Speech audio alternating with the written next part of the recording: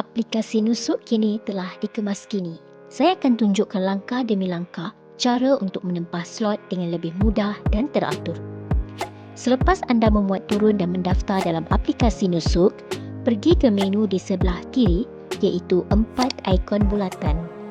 Apabila anda klik, anda akan nampak 3 pilihan iaitu Umrah, Haji dan Raudah. Jadi, klik pada Raudah. Di bahagian bawah, ia akan bertanya untuk siapa anda ingin membuat tempahan. Terdapat pilihan lelaki dan perempuan. Saya akan klik lelaki. Kemudian, pada skrin ini, anda boleh lihat tarikh dan masa yang tersedia. Contohnya, hari Selasa. Kebanyakan masa sudah berlalu, jadi kita pilih hari Rabu. Untuk waktu subuh, ada slot dari jam 2 pagi hingga 5 pagi. Untuk waktu zuhur hingga asar dari jam 11.20 pagi hingga 12.20 tengah hari. Terdapat juga slot dan masa yang tersedia untuk perempuan. Untuk lelaki, pada waktu asar, slot yang tersedia adalah dari jam 4 petang hingga 6 petang. Selain itu, ada juga waktu selepas isyak sehingga tengah malam. Itulah masa-masa yang tersedia untuk lelaki. Di sini, anda boleh lihat masa-masa yang tersedia. Namun, slot tersebut masih belum dibuka. Pada skrin ini, anda boleh lihat masa yang tersedia untuk tarikh tersebut. Contohnya, jika anda klik pada jam 4, ia akan bertukar menjadi warna hijau. Di bahagian bawah, terdapat butang Confirm Slot. Jadi, klik untuk mengesahkan slot tersebut.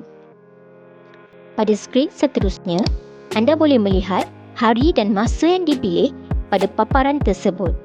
Jika anda berpuas hati dengan waktu itu, klik Confirm Booking.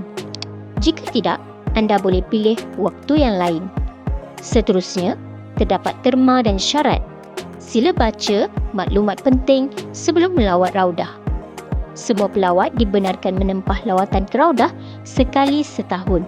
Manakala lawatan berulang, boleh dibuat melalui Instant Track.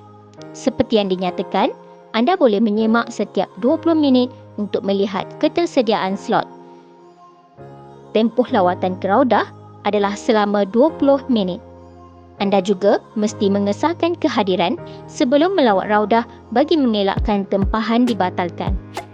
Pengesahan kehadiran boleh dibuat 48 jam sebelum waktu lawatan dan akan ditutup 2 jam sebelum waktu lawatan. Selepas tempahan dibuat, anda akan menerima kod QR 2 jam sebelum waktu lawatan. Kod QR tersebut hanya boleh digunakan sekali sahaja untuk memasuki Raudah. Jika anda tidak dapat hadir pada waktu yang ditetapkan, sila batalkan tempahan dengan segera supaya anda boleh menempah slot yang baru.